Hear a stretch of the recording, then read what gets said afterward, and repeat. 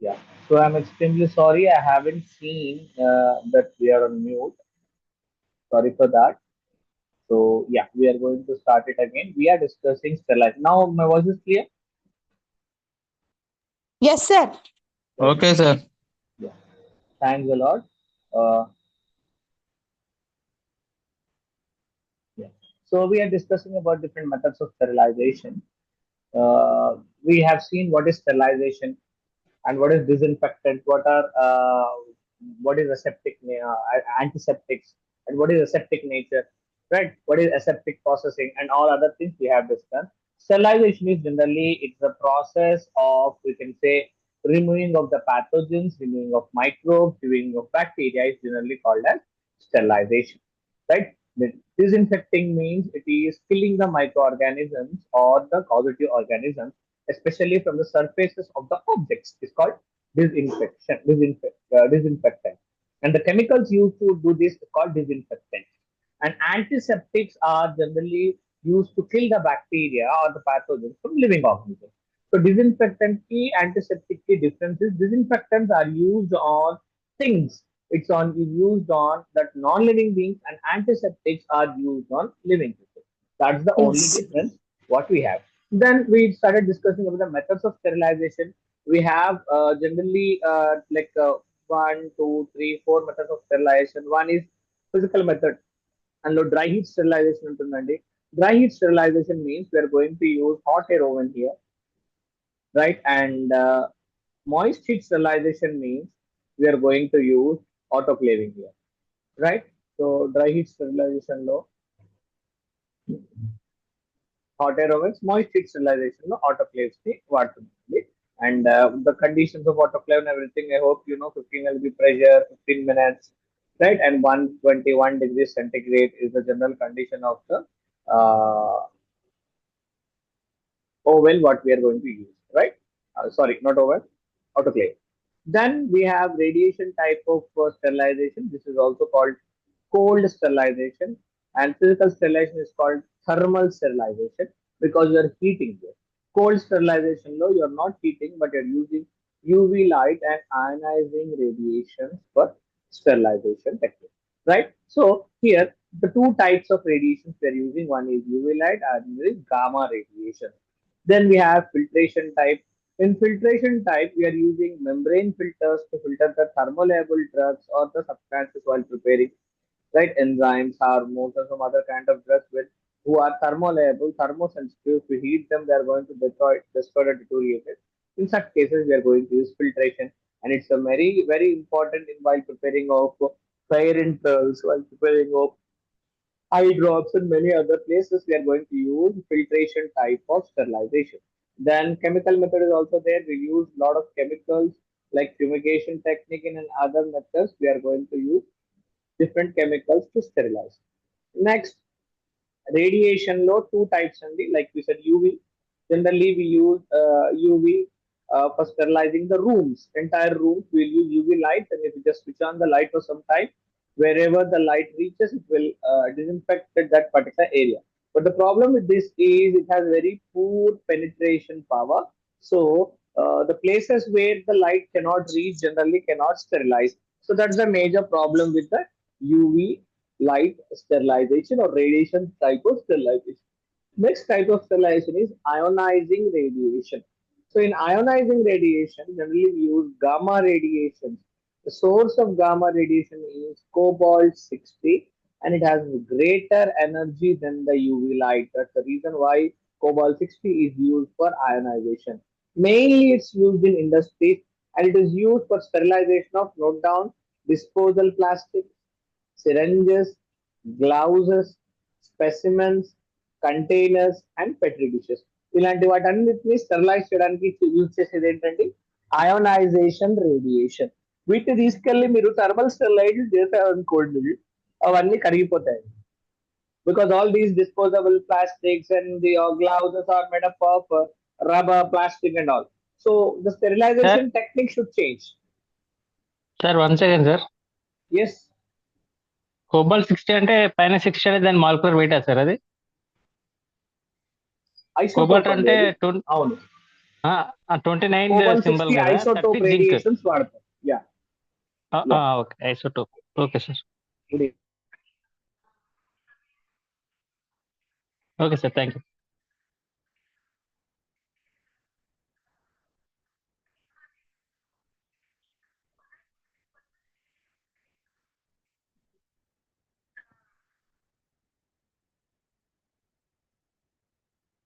Sir, no sound.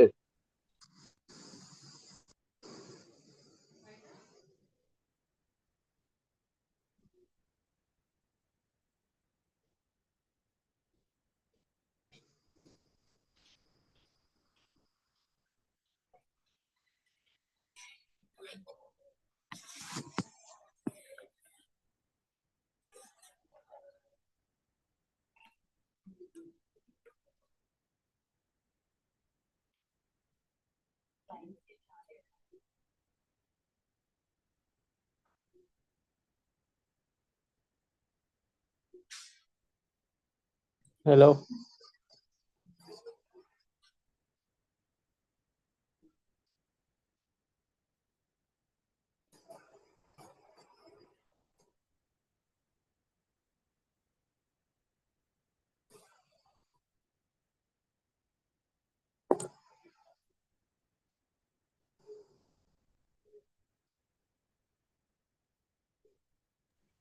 We are going to use cobalt for the ionization radiation here, and we are going to use this particular ionization radiation for sterilizing disposals, plastic syringes, gloves, specimen containers, petri dishes, and other things. Okay.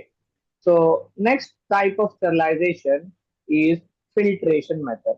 Filtration method law, what we are going to use, you can see here, very important, already we discussed in last class. These are membrane filters. ఇవి sitz filters అండి, as the stock filling ఉంది దీని మీద చూడండి, yesterday we have seen it, right? So దీనిపైన we will add that membrane filter and we will fit it to this container. This clip will hold our SIDS filter, membrane filter, and pina and holder. So in the liquid to be sterilized is transferred, and this entire filtration setup is fixed to the flask, and vacuum is applied. So what will happen due to the differences in the pressure? Vacuum apply చేయడం వల్ల through membrane filter all my liquid is being filtered and bacteria can be strained back using the membrane filters. So point to be remembered here, and what is the material used to prepare bacteria filters? Cellulose, acetate, phthalate. Should note it down. And main use into thermolabile substances like immunoseras and antibiotics are used generally sterilized using this technique.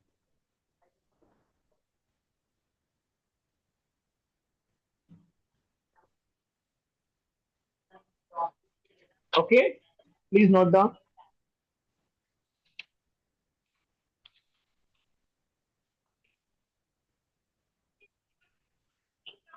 Done.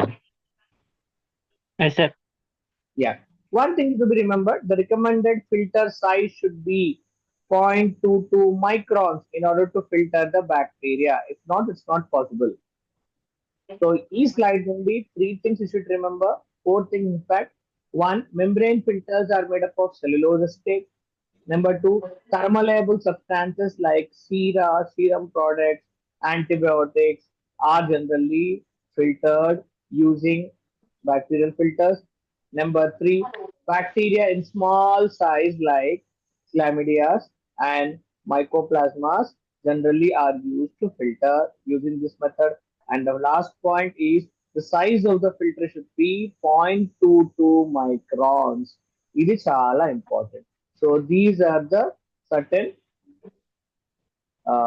what can we say, points to be remembered in this slide. Okay.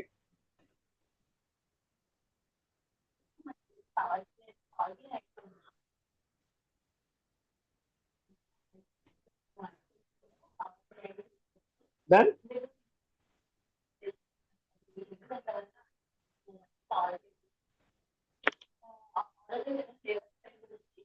right. So next method of sterilization, filtration tarvata, is we are going to discuss about the dry heat sterilization. So we have seen a lot about the dry heat sterilization. There are a lot of incineration techniques, using of hot air ovens, and many other techniques are there. Let's focus on this. Dry heat sterilization, sterilization by heating. You're using flames, you're using radiations, infrared radiation, and you're using other methods, dry heating methods, in order to kill the bacteria here, in order to remove the bacteria. And the number one is simplest method, easiest method is exposing the item to be sterilized to the naked flame. This technique is called incineration. Please write down. తెలియని వాళ్ళు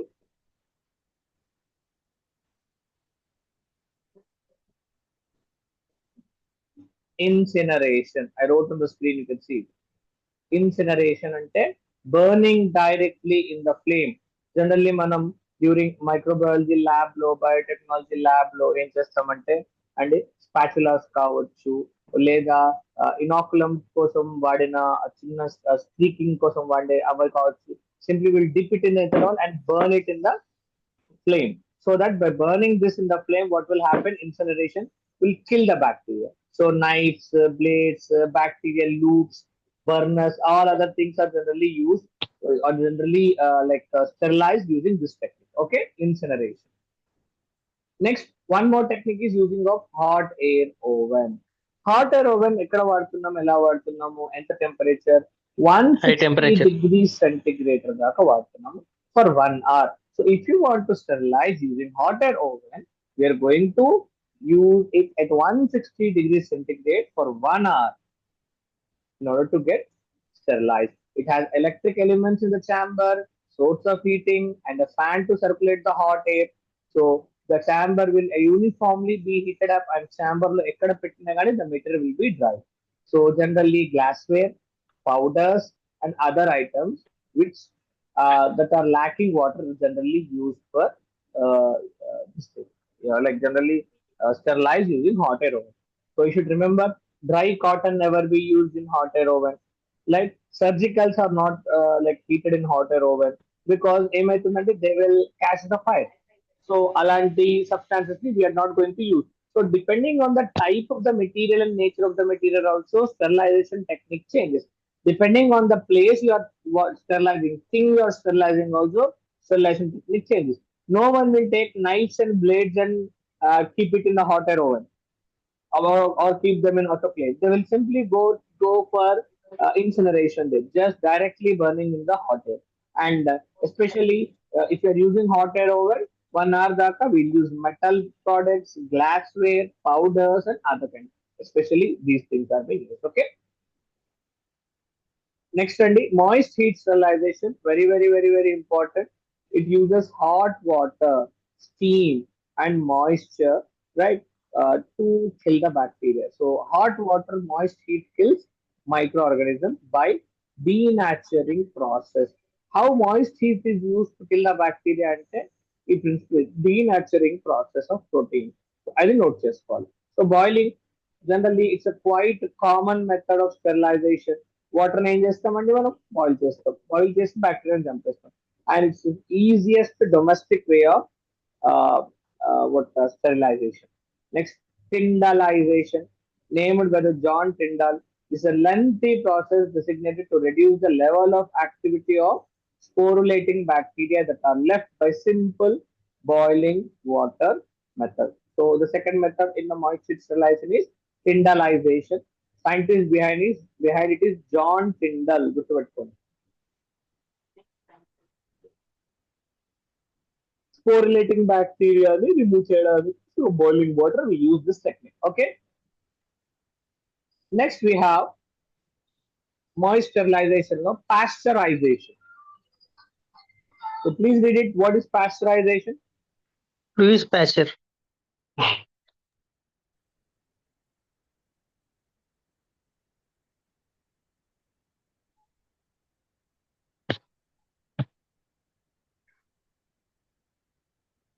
పాల నుండి తీసేది కదా sir.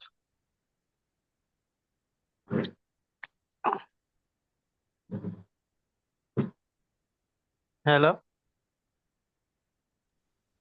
Yeah. So in moist heat sterilization, one is pasteurization. It aims to reduce number of viable pathogens in liquids such as milk, So they are unlikely to cause diseases. It uses heat at temperature sufficient to inactivate harmful organisms in the milk. It does not achieve sterilization. It does not destroy the pyrogens. Very, very, very important. Pyrogens are not being destroyed. So, what are pyrogens? Pyrogens are bacterial endotoxins. Pyrogens cannot be removed. Pyrogens cannot be killed. Pyrogens cannot be like handled by just heating. You need to use bacterial filters to remove the pyrogen.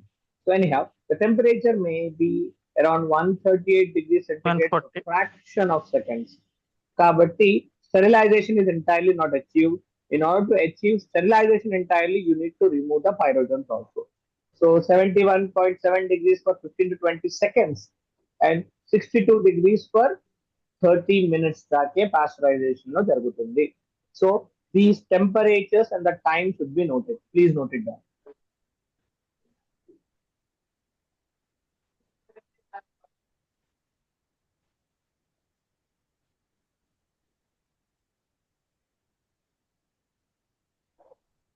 Yeah, please note down the temperatures and times.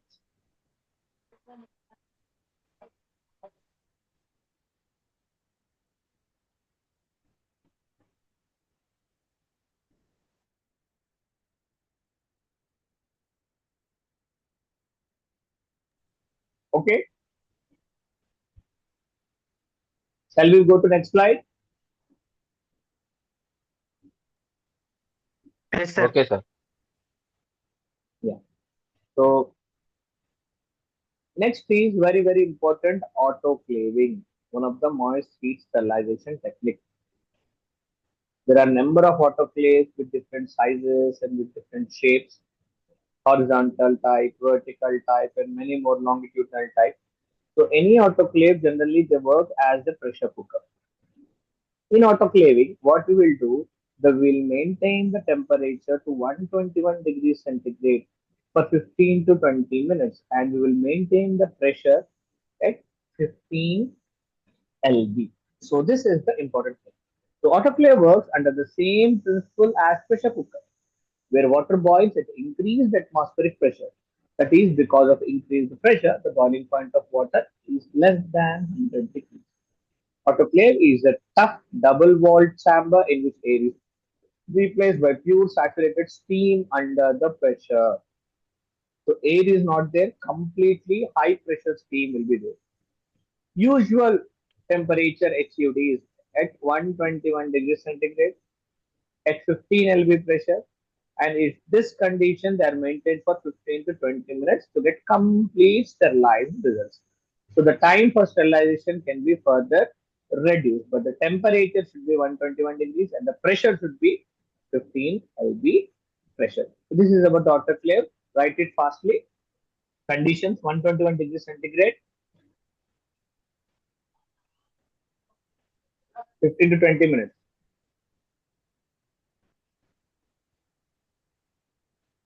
15 lb pressure.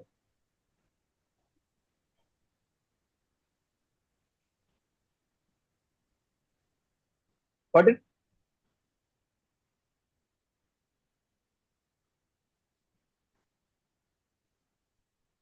Shall we move? Yes, sir. Yeah. Next is sterilization using chemicals. See, we are not going in detail. The reason is syllabus diploma దాకండి. PG లెవెల్లో చెప్తలేడు sir, B Pharmacy చెప్తలేడు అనుకోకండి, PharmD లెవెల్లో చెప్తలేడు అని. అనవసరం మనకు. మన syllabus తొందరగా అయిపోగొట్టుకోవాలి. మనకు డిప్లొమా లెవెలే చెప్పుకోవాలి, బికాస్ క్వశ్చన్ పేపర్ డిప్లొమా లెవెలే ఉంటుంది. Okay, next sterilization. Sterilization using chemicals lo andi, the most important one is we are going to use ethylene oxide, EO. So these chambers low, generally ethylene oxide is used to kill the bacteria. Ethylene oxide generally it affects the DNA, inactivates the DNA of the microorganisms. It requires high humidity and is used at relative humidity of 50 to 60% RH, temperature 55 to 60 degrees, and exposure period is 4 to 6 hours. So ఇక్కడ గుర్తుపెట్టుకోవాలి, Sorry, ethylene oxide వాడుతున్నాము. Ethylene oxide chambers. It is affecting the DNA of the microorganism, inactivating the DNA of microorganism.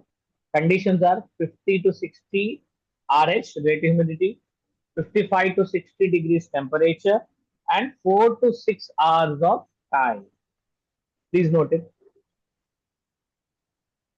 Then activated alkaline glutaraldehyde, 2% we use. This generally it's used immersed item in this solution. Items are being immersed for 20 minutes. If the organism is TB, in case of sports and immersion period is extended to 2 to 3 hours. So especially tuberculosis patients తో deal చేసేటప్పుడు చాలా జాగ్రత్తగా ఉండాలి. స్టెరిలైజేషన్స్ careful గా పాటించాలి. Akkada in this case, 20 minutes sterilization by dipping in this solution is not sufficient. We are going to dip the things in this solution for 2 to 3 hours. So what is that solution? Glutaraldehyde. How much percent? 2%. Glutaraldehyde 2% is used in sterilization in case of handling the TB patients. Gustupeట్టుకోవాలి, చాలా important. Okay, clear? రాసారండి. Yes, sir. Yeah. Then disinfectants, there are a lot of disinfectants you can see on the screen. Generally, disinfectants are made up of phenol. We prepare in a lab one disinfectant also, right? Into the crystal with soap solution and that system. So orthophenol is generally used as a disinfectant.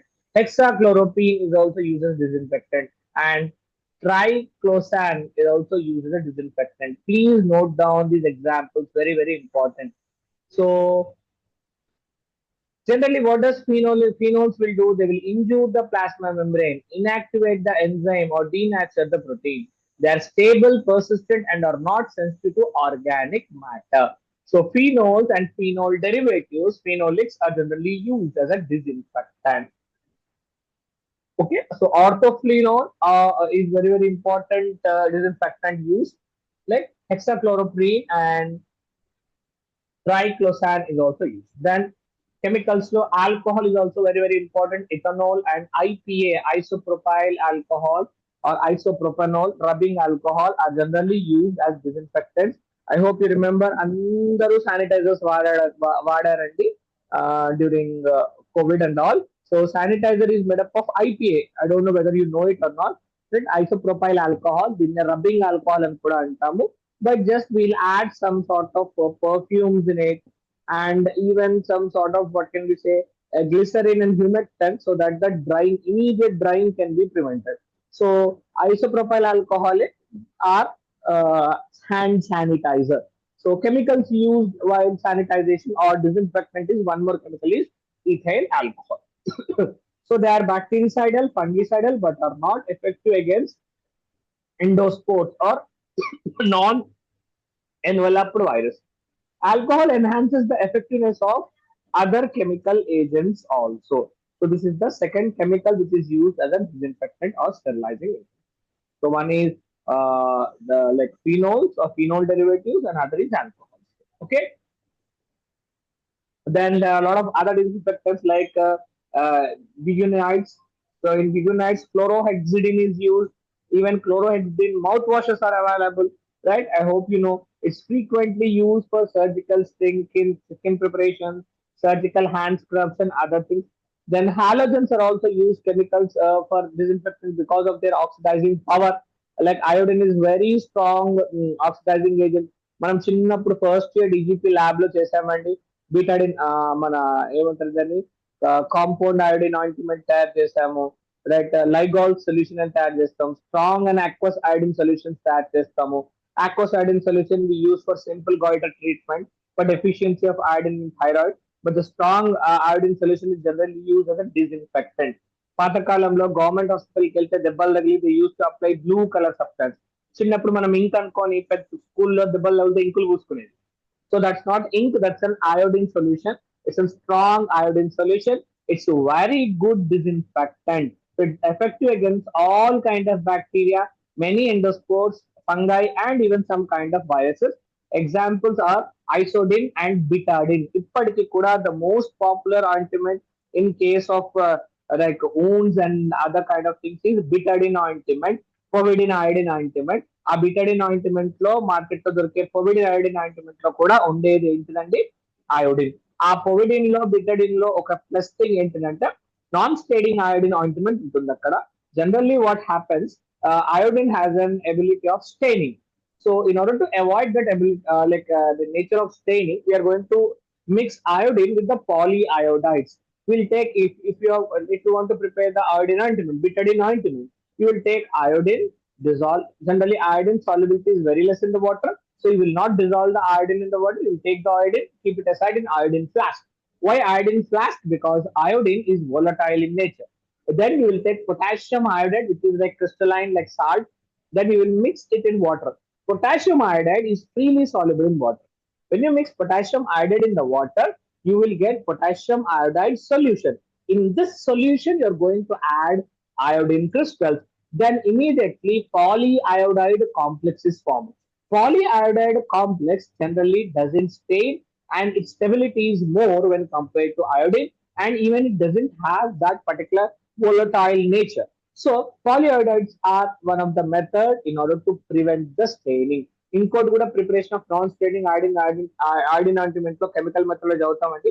Will take iodine and heat it with the castor oil. So after some time, what happens? This castor oil reacts to the iodine and it forms the polyiodide complex, and which will again will not allow the iodine to stain. So ఇదంతా సోది ఎందుకు చెప్తున్నా అంటే iodine వచ్చింది, iodine ఇక్కడ antiseptic లాగా వాడుతున్నాం అని చెప్తున్నాం కాబట్టి అది మార్కెట్ లో మేజర్ గా ఎక్కడ వాడుతున్నామో